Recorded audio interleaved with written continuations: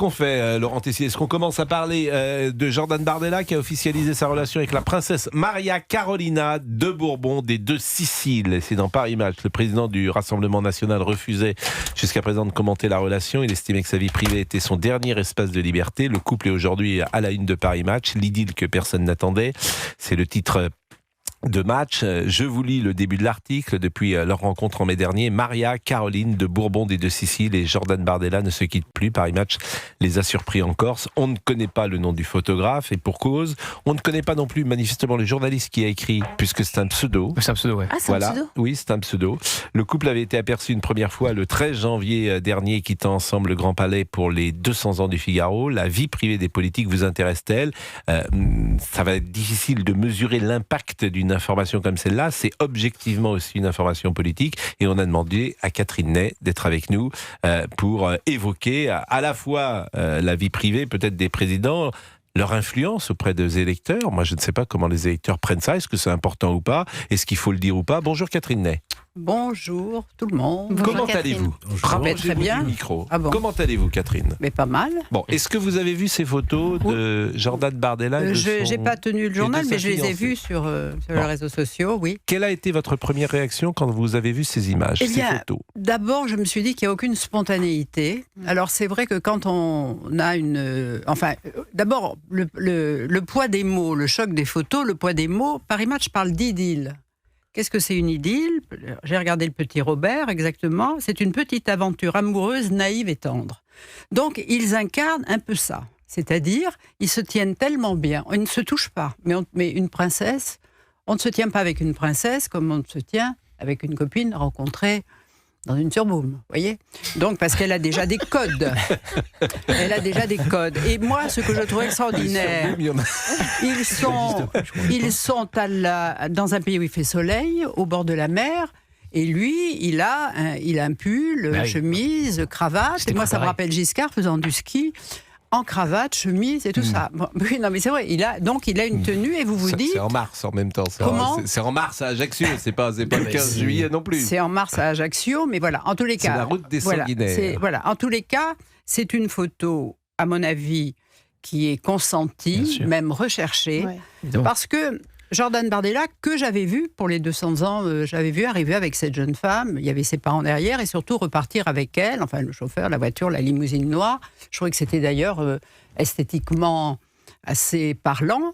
Et donc, quand aujourd'hui, on ne sait pas ce qui se passera dans un an, mais il est numéro un dans la liste des présidentielles. Eh bien, il faut se préparer. Parce qu'admettons qu'il soit élu. Bon, est-ce qu'il va arriver un jeune homme seul à l'Élysée ? Parce qu'il ne va quand même pas amener sa régente, Marine Le Pen, avec lui. Voyez ? Donc, il faut bien penser à l'avenir. Il a déjà fait savoir qu'il serait heureux d'avoir un enfant. Donc, s'il vient à l'Élysée, un palais qui a appartenu à la duchesse de Bourbon-Conti, donc une cousine, vous voyez, genre ça il y a très longtemps, il amène une femme qui a des codes et en tous les cas, il raconte une histoire aux Français. Moi, je crois qu'un président, bien sûr, il y a les idées, il y a ce qu'il est devenu, ses campagnes, ses idées, les polémiques, mais il faut raconter une autre histoire personnelle. Moi, je vous dis par exemple que Macron, qui a bénéficié, pour arriver à l'Élysée, d'un alignement des planètes absolument extraordinaire, une chance inouïe. Je pense qu'il a intéressé les Français assez vite politiquement, mais encore plus dès qu'on a fait la connaissance de Brigitte. 16h27, on marque une pause. Merci Catherine Ney. Vous allez rester avec nous parce que vous êtes formidable. À tout de suite. Pascal Praud et vous. Elisabeth Assayag, Georges Fenech, Elliott Deval, Gauthier Lebret et Olivier Guénec sont avec nous. Catherine Ney est là pour évoquer cette une de Jordan Bardella qui a officialisé sa relation avec la princesse Maria Carolina de Bourbon des Deux Siciles. Il va peut-être falloir s'habituer à dire ce nom, Maria Carolina de Bourbon des Deux Siciles. Je vous propose d'écouter Marc Brincourt. Il était avec nous ce matin parce qu'il est ancien rédacteur en chef photo de Paris Match. La question qu'on se demandait, c'est est-ce une vraie ou une fausse paparazade ? Et on a le sentiment, bien sûr, que, comme le dit très justement Catherine, c'est une photo consentie et en tout cas Jordan Bardella a donné son accord de publication. Pour moi, c'est un coup et c'est une information et c'est une paparazade. Il y a 2 sortes de photographes qui font les paparazzades. Il y a ceux qui, un peu comme Rostaing souvent, vont au contact, c'est-à-dire que voilà, il va pas prendre son 800 et se retrouver à 800 mètres. Et il y a ceux qui sont très loin. Alors souvent, ce qui se passe, c'est que on croit que c'est une fausse paparazzade. Pourquoi ? Parce que techniquement, souvent, un des deux ou le paparazzi va repérer quelque chose. Et là, tout d'un coup, c'est pas sûr qu'il va voir qu'il y a un photographe, mais il va regarder vers cet endroit. À partir du moment où il regarde, ça y est, c'est une fausse paparazzade. C'est vrai que le regard a l'air complice, mais pas du tout. Marc Brincourt sur l'antenne d'Europe 1 à 16h34 et je rappelle qu'il est ancien rédacteur en chef photo de Paris Match. Est-ce que vous avez eu des informations, vous qui êtes journaliste politique, Gauthier Lebret, sur cette pause de Jordan Bardella ? Non, j'ai pas eu d'informations officielles, mais parce que il n'y a pas de raison de communiquer dans l'entourage de Jordan Bardella. Mais tout le monde a bien compris, évidemment, que c'était une officialisation. Et vous savez, je pense que quand on est Jordan Bardella, on a 30 ans, on est président du Rassemblement National, c'est très compliqué de trouver une femme qui accepte de s'afficher avec vous. Parce que si elle a une carrière en parallèle, ça peut être très compliqué pour sa carrière parce que ça peut l'arrêter net et il peut y avoir des conséquences très importantes pour elle. Donc là, il a trouvé une femme qui était calibrée pour le job, qui acceptait évidemment de s'afficher avec lui, elle le fait, et qui, au fond, c'est quasiment inespéré. Vous vous rendez compte, pour la famille qu'elle représente, un retour à l'Élysée pour les Bourbons, comme le disait, là, vous parlez de lui comme le disait Catherine. à l'Élysée, Gauthier.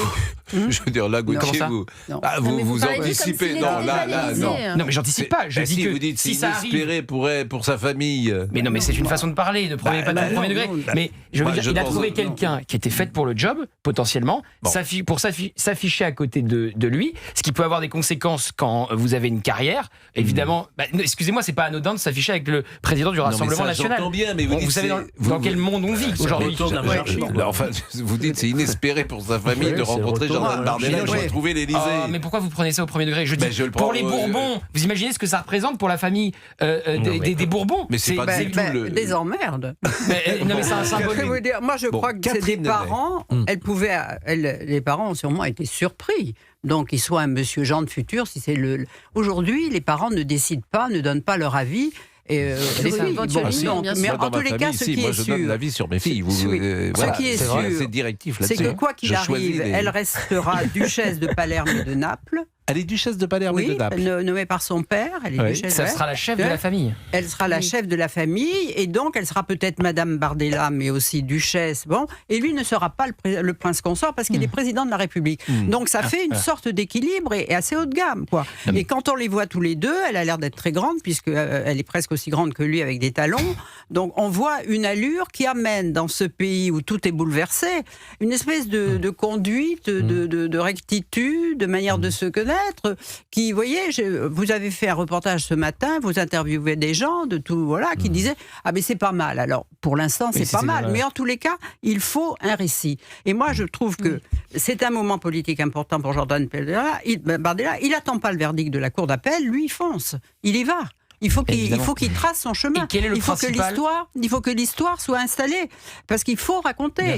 Et on sait que si on veut avoir les couvertures, lui, s'il est candidat, on a déjà tellement parlé de lui qu'il n'aura pas les couvertures de match, qu'il n'aura pas tout ce dont... Enfin, il n'en aura pas toutes les semaines. Ça dépend combien de matchs vont là, mais s'ils vendent beaucoup, je pense qu'il en aura quelques-unes. Sans une fiancée, s'il est seul, un garçon seul qui arrive au pouvoir, il intéressera moins que si il y a... Catherine Ney. Moi, à mon avis. Alors, Gauthier posait une bonne question, c'est est-ce que ça marche ? Pour l'instant, les ventes des journaux, on ne les a pas encore, bien évidemment, mais sur le web, l'information que j'ai, c'est qu'en l'espace de quelques heures, c'est un carton absolu. C'est-à-dire, vous avez des centaines de milliers de visites en l'espace de quelques heures. Je ne veux pas sur le terrain de est-ce que j'en ai parlé, moi, pendant 25 minutes ce matin. C'est un récit ou non. Ils ont le droit aussi de tomber amoureux, une complémentarité. Elisabeth Assayag et après Georges Fenech. Elisabeth Assayag. Ce que je trouve intéressant aussi dans cette histoire, dans ce récit dont vous parlez, Catherine, c'est que ceux qui se désintéressent jusqu'à présent de Jordan Bardella, c'est une façon aussi de s'intéresser à lui, d'aller voir un petit peu ce qui se passe dans sa vie privée et peut-être de récolter des nouveaux soutiens et donc des prochaines voix.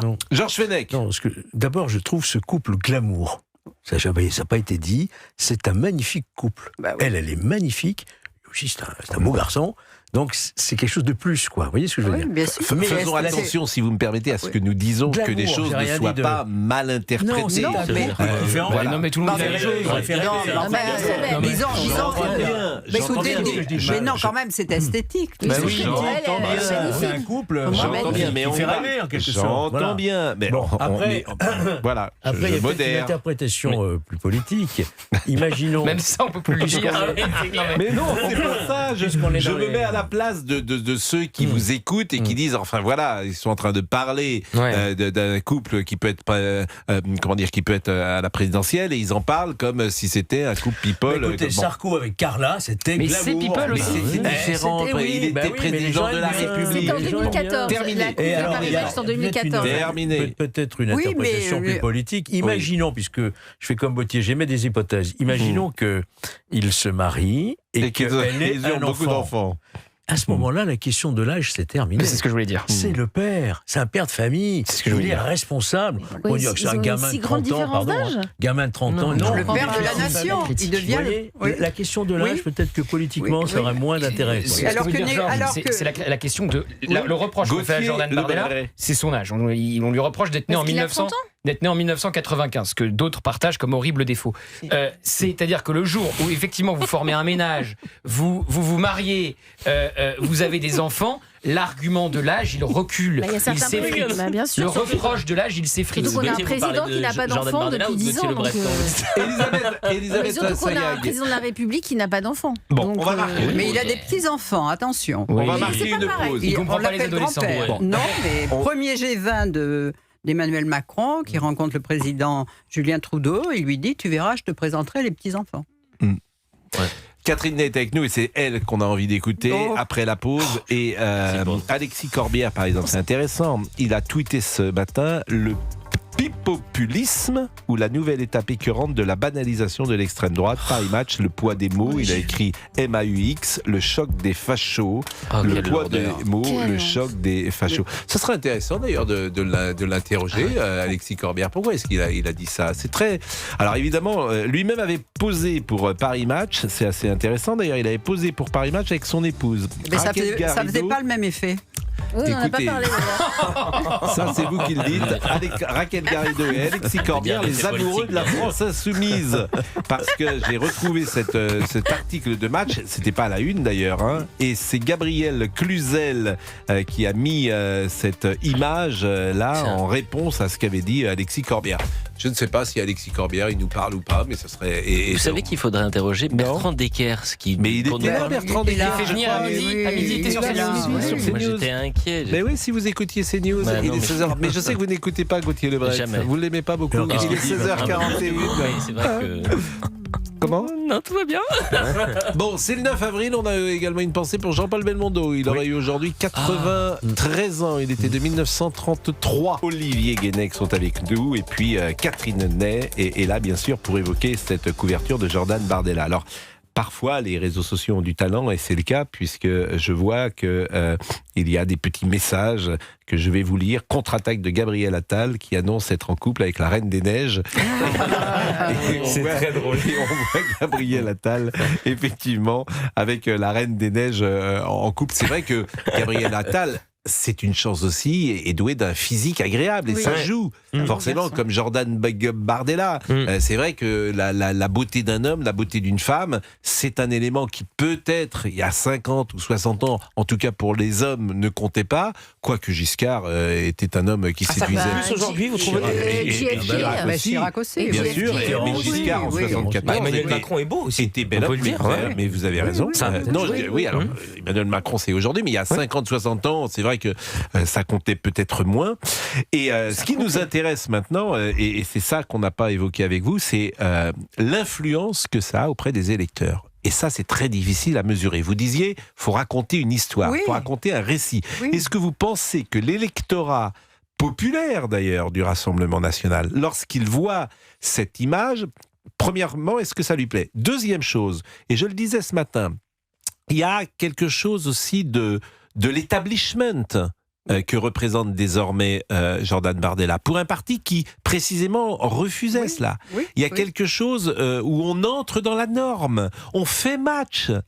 c'est pas rien de faire match. Vous voyez ce que je veux dire? Donc je voulais vos sentiments sur toutes ces questions. Je ne sais pas comment ça sera jugé à Hénin-Beaumont, c'est vrai, mais à la fois c'est aussi une revanche du petit-fils de l'ouvrier de Turin qui séduit la princesse de Bourbon des Deux Siciles. C'est bon, en tous les cas, s'ils parlent italien, ils peuvent, voilà, parce qu'elle parle 6 langues. C'est quelqu'un qui a l'air d'être une personne un petit peu, je veux dire, c'est quelqu'un qui est très éduqué, qui a un rôle important à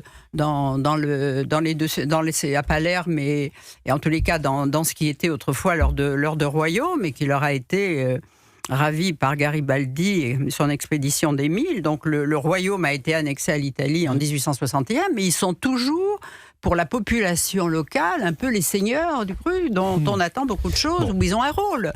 Donc, et puis c'est le petit garçon de Seine-Saint-Denis qui tombe amoureux d'une princesse.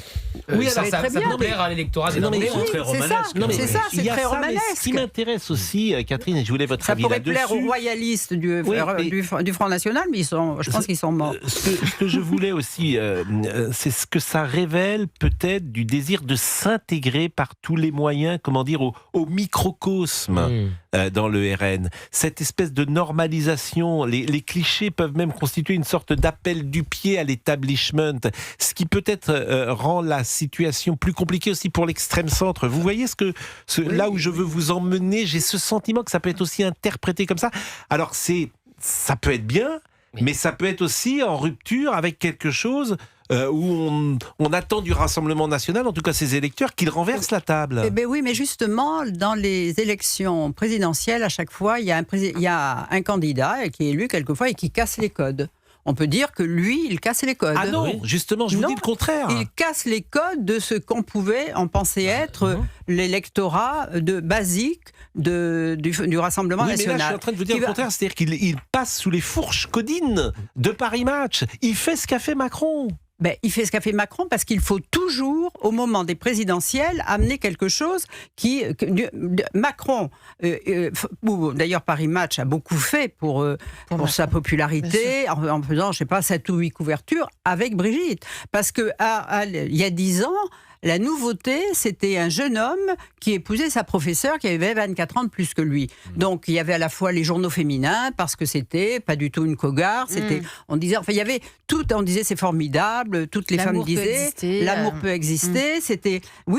On cassait les codes et c'était, franchement, et ça avait plu à tout le monde. Ça avait eu un gros, beaucoup. Donc, vous pensez que c'est positif pour lui? Oui, je pense que c'est positif. Pourquoi ça serait négatif? D'ailleurs, nous en parlons. Pourquoi ça serait négatif? Pour une raison simple, c'est que une partie de son électorat. Il deviendrait le président du système. Non. Alors il y a cette normalisation. Pourquoi pas? Effectivement, ceux qui votent. Elle est recherchée cette normalisation. Ceux qui votent pour le RN, cravate, tout ça, c'est quoi? On parle là. Donc on échange. Moi, je n'ai pas d'avis définitif. Je dis le RN se pose en partie de rupture et son candidat pose dans Paris Match. Et dans une normalisation très importante, et lui qui défend les plus opprimés, les plus défavorisés, on apprend qu'il vit ou qu'il va vivre avec une princesse. Mais c'est pas grave, il en vient. J'entends bien, mais c'est pour ça que vous donnez l'argument contraire. Et j'entends ce que vous dites. Il n'y a rien de normal ou d'entrer dans un système quand on vient de Seine-Saint-Denis. En fait, je me fais l'avocat du diable parce que je suis plutôt comme vous. Je pense que c'est positif pour lui. Je pense que c'est positif à 100%. Mais je mets en place des arguments qu'on met traditionnellement pour échanger ensemble. Mais je vois parce qu'il est critiqué. Il y a toujours des off dans la presse, notamment dans le Parisien, avec des gens qui veulent le critiquer au RN et qui s'excitent en disant attention, on va perdre l'électorat populaire. Il vient de l'électorat populaire. C'est au contraire une success story. C'est-à-dire à 21 ans, il était tête de liste pour la première fois aux européennes. À 27, il prenait le parti du Rassemblement national. Il regagne aux élections européennes. Et aujourd'hui, à 30 ans, il a écrit 2 best-sellers. Il est à la tête du Rassemblement national. Et effectivement, il fait la une de match, qui est un passage obligé. Mais le fait de former encore une fois un ménage, de former un couple, peut-être demain une famille, un mariage, tout ça participe à une image qui va encore plus sans doute le normaliser, mais qui va faire une nouvelle fois tomber l'argument, me semble-t-il, de l'âge qui va être omniprésent dans la bouche de ses opposants. Est-ce que Marine Le Pen, par exemple, et ça c'est une bonne question, je trouve, est-ce qu'elle est au courant, est-ce qu'elle a donné son imprimature à ses photos? Non, bah, elle n'a pas donné son imprimature en photo. Mais moi, je suis pas d'accord avec vous du tout. Pardonnez-moi, c'est le RN que tu engages. C'est une question politique. Je suis désolé. Vous ne voulez pas voir le signal politique du RN. Bien sûr que je vois. Elle sait depuis longtemps. Mais moi, je pense qu'elle a donné son imprimature. Et d'ailleurs, j'espère. Et je vais vous dire, si je suis Jordan Bardella, je pense qu'il lui a demandé. Qu'en pense alors s'il lui a pas demandé. Mais si c'est considéré comme une paparazzade, il n'a pas lui demander. Mais vous savez bien que c'est pas une paparazzade. Non, mais souvenez-vous, quand on l'a vu la première fois à la fête du Figaro, on a interrogé 2 jours après ici à Europe 1 Chenu. Comment son prénom ? Sébastien Chenu. Et là, on lui a dit, vous avez vu, il dit, mais oui, mais on a le droit d'épouser et d'être amoureux d'une princesse. Donc, sa réponse à lui, c'était déjà très organisé dans le parti. Et bien sûr que Marine Le Pen, elle sait les difficultés pour lui d'être en couple, parce que... Comme Gauthier le sait très bien, il l'a dit hors micro, mais il le sait, c'est-à-dire que c'est difficile de trouver... Non, je l'ai dit au micro, je dis c'est difficile de trouver quelqu'un, forcément, quand vous êtes Jordan Bardella, qui s'affiche à oui, mais vous ne mesurez pas, c'est marrant, parce que dans notre discussion, j'ai le sentiment, peut-être que je me trompe, que vous ne mesurez pas combien c'est un acte politique qui s'est passé à la une de... À quel moment je dis que c'était pas un acte politique ? À partir du moment où vous dites que Marine Le Pen n'a pas donné son imprimature. Mais ça n'a rien à voir. Je dis évidemment que ça fait partie d'un acte politique. Et si c'est un acte politique, mais vous pensez qu'il a demandé à Marine Le Pen l'autorisation d'écrire 2 livres chez Fayard ? Si c'est un acte politique, oui. Mais non. Non, mais il n'est pas inféodé à Marine Le Pen. Marine, si c'était, s'il fallait l'accord, forcément. Marine aurait peut-être voulu qu'il attende la fin du procès et le verdict pour savoir si elle est candidate ou pas pour se mettre en avant. C'est encore autre chose. Mais si, parce que c'est lié. C'est lié. Donc lui, il prend de l'avance, il est numéro 1 dans les sondages, et il se dit, je ne dois pas attendre pour annoncer que... Ce que vous voulez pas comprendre, c'est qu'il est favori dans les sondages. Oui. Ils sont tous les deux suspendus à la même décision le 7 juillet, qui va en propulser un et en retenir l'autre, et qu'aujourd'hui, Jordan Bardella n'a pas besoin de demander l'avis à Marine Le Pen pour faire la une de match ou pour écrire 2 livres. Moi, je crois aussi. Ça n'empêche pas que la une de match est politique.